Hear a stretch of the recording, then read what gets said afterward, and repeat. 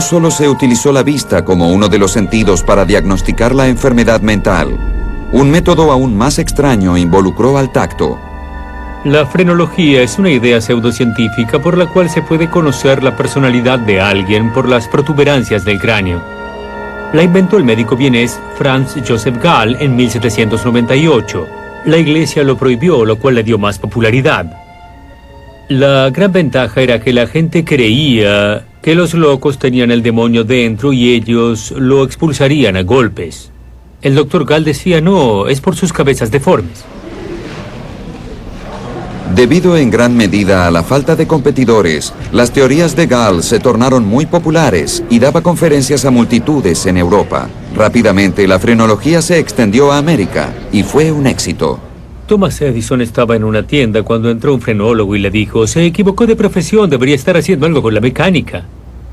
Y según la historia, sea o no verdadera, se hizo mecánico por esa razón, pero mucha gente consideró a la frenología en el 1800 y principios del 1900 como una verdadera ciencia y como un medio para descubrir la personalidad. Todos querían saber cómo eran en realidad. A medida que la tecnología avanzaba, la medición manual de las formas craneanas se tornó obsoleta y la frenología se automatizó. En 1925, un discípulo en Superior, Wisconsin, comenzó a construir una máquina para medir la forma del cráneo y la llamó psicógrafo. Vamos a colocar esto en su cabeza y se imprimirá una tira con la calificación de su personalidad de 1 a 5. 1 es deficiente y 5 superior. Aquí vamos.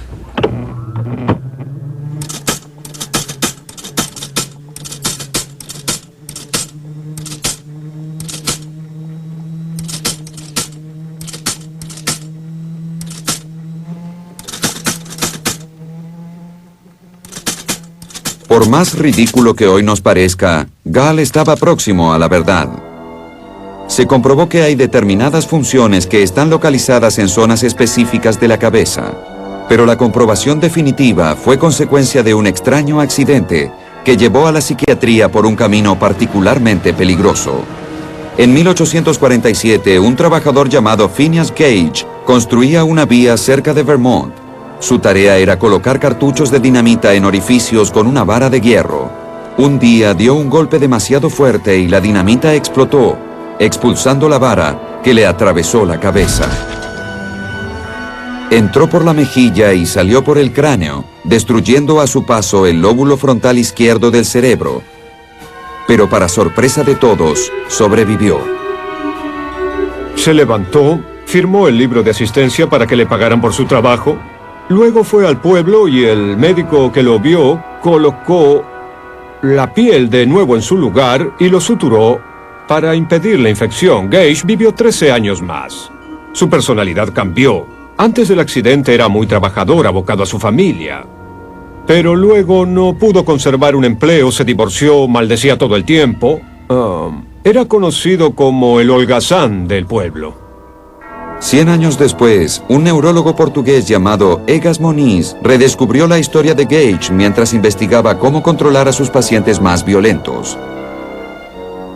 Y alguien mencionó el cambio de personalidad que tuvo Gage. Pasó de ser amable a insoportable. ¿Por qué no podían revertir esto? En el caso de una persona agresiva, remover partes del cerebro o al menos desconectarlas y ver si funciona. Moniz desarrolló el método de perforar el cráneo insertando un fino instrumento para cortar cuidadosa y estratégicamente la conexión entre el lóbulo frontal y el resto del cerebro. Esto se conoció como lobotomía frontal. Los resultados iniciales fueron asombrosos. Pacientes muy agresivos o violentos respondían milagrosamente a este tratamiento. A Moniz, esto le valió el Premio Nobel de Medicina en 1949. Aún después de este gran reconocimiento, fue cauteloso con su descubrimiento. Era reacio a utilizarla en cualquier clase de enfermedad. Consideraba que esta operación debía ser el último intento por controlar una enfermedad que era muy grave y además solo funcionaba en ciertos casos. Pero los discípulos de Egas Moniz no fueron tan selectivos. Un ambicioso médico norteamericano, Walter Freeman, leyó acerca de sus logros. A diferencia de Moniz, vio en la lobotomía la cura para la mayoría de las enfermedades mentales y una forma de aliviar los manicomios del país, abarrotados de enfermos mentales después de la Segunda Guerra Mundial. Freeman y su socio James Watts consideraban que esta delicada operación era muy lenta para sus necesidades y desarrollaron un método no quirúrgico más veloz. Inspirados por una herramienta casera, nació la lobotomía transorbital. Freeman y Watts practicaron la primera lobotomía a una mujer de 63 años de Kansas, con personalidad muy agresiva. Al día siguiente le preguntaron cómo se sentía. Dijo que no se sentía tan inquieta y no le importaba. Pensaron que era bueno, pero al día siguiente comenzó a empeorar. No se mantenía en pie, vomitaba, perdió la visión de un ojo. Una serie de efectos colaterales que no esperaban.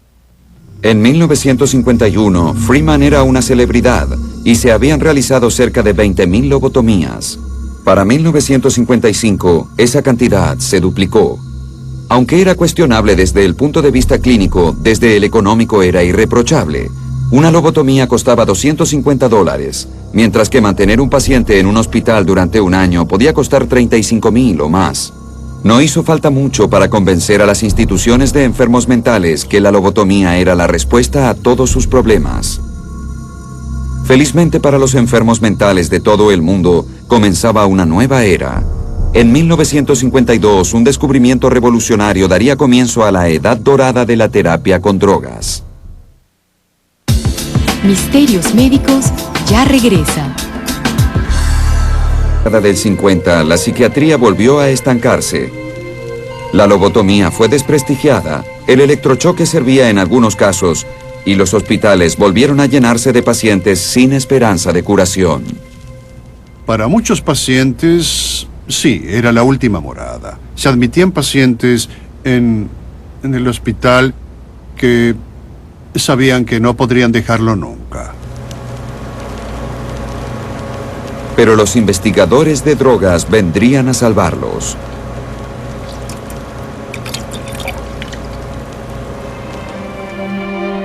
El tratamiento de los enfermos mentales con drogas o fármacos se llama psicofarmacología. Desde tiempos remotos, los médicos reconocen los poderes curativos de hierbas tales como la hierba de San Juan para la depresión, y la medicina moderna está redescubriendo muchas de sus facultades. La primera transfusión de sangre que se recuerda fue de una vaca a un enfermo mental violento en París en 1667. Se esperaba poder transmitir al paciente la tranquilidad del animal. No hace falta decir que no tuvo un final feliz.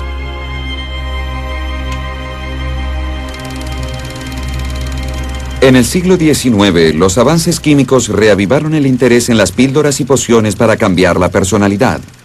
La clásica obra del Dr. Jekyll y el Sr. Hyde mostraba la transformación inversa. Los médicos esperaban que pudiera funcionar para el bien de los pacientes y curar las enfermedades mentales. Tuvieron que esperar hasta 1952 para asestar el primer golpe. Se descubrió que una droga para combatir las náuseas después de la anestesia tenía efectos asombrosos en enfermedades psicóticas agudas. Era la toracina.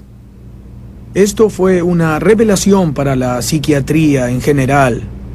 Pacientes que estaban en el hospital, algunos de ellos durante décadas, en hospitales para enfermos mentales, a menudo en condiciones increíbles, podían recibir una píldora que los hacía sentir bien de nuevo.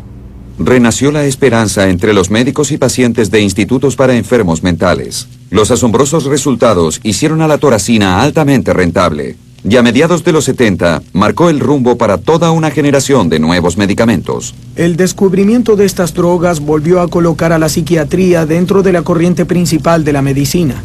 Las enfermedades psiquiátricas se pusieron a la par de las demás enfermedades y los psiquiatras recuperaron su posición de médicos y abandonaron la de trabajadores sociales. Y esto se produjo gracias a la neurociencia. Una zona en particular del cerebro atrajo la atención de los investigadores. A pesar de que las células cerebrales o neuronas transmiten señales unas a otras, no están físicamente conectadas. Los impulsos nerviosos se transfieren químicamente a través de esa brecha por los neurotransmisores. Uno en particular está asociado con la depresión, la serotonina. Se cree que la descompensación en los niveles de la serotonina produce disfunciones en el cerebro y cambios negativos en el estado de ánimo. Cuando se descubrió una droga que restablecía los niveles de serotonina y parecía curar la depresión, los investigadores supieron que estaban ante un triunfo. El nombre de la droga es Prozac y se convirtió en la droga más vendida de todos los tiempos. Introducida en 1987, en 2 años las farmacias vendieron más de 65,000 recetas mensuales solo en los Estados Unidos. En 5 años, 4,5 millones de norteamericanos lo habían tomado. No eran solo los enfermos graves los que se beneficiaban con esta droga.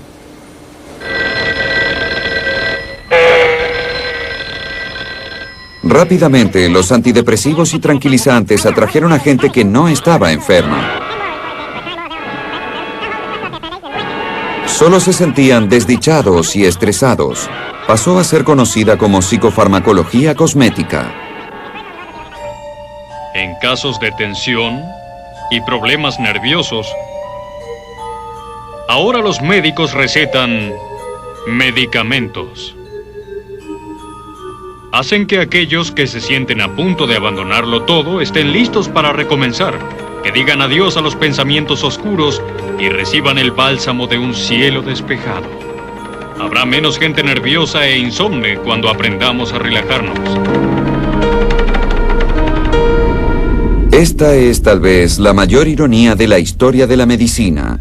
Fuimos de los días en que el tratamiento era tan terrible que nadie quería estar mentalmente enfermo, hasta hoy, que muchos de nosotros confesamos estar enfermos para poder recibir la felicidad en una píldora fácil de tragar. Pero al mismo ritmo que aumentó el número de drogas, fueron subiendo las enfermedades mentales a tratar por ellas. En el comienzo, solo hubo locura. A ella se sumó más tarde la melancolía, la manía y la afección moral. En 1930, el psicólogo alemán Emo Kraepelin acuñó los términos esquizofrenia y depresión maníaca. Y desde entonces, se le han unido otras descripciones de nuestros temores y problemas más profundos.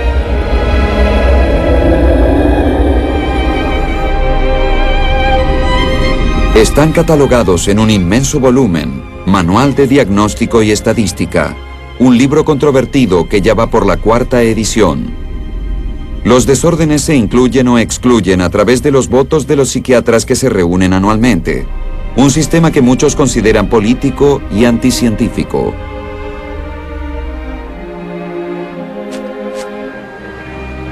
Por lo menos desapareció una controversia. La psicocirugía progresó desde la nefasta época de la lobotomía. Los médicos pueden detectar pequeños tumores o lesiones en el cerebro utilizando técnicas de escaneo avanzadas y destruirlos sin tener que abrir la cabeza o sin siquiera tocar un cabello del paciente. La radiocirugía utiliza un bisturí gamma para proyectar un delgado pero potente haz de radiación a un determinado lugar del cerebro con absoluta precisión.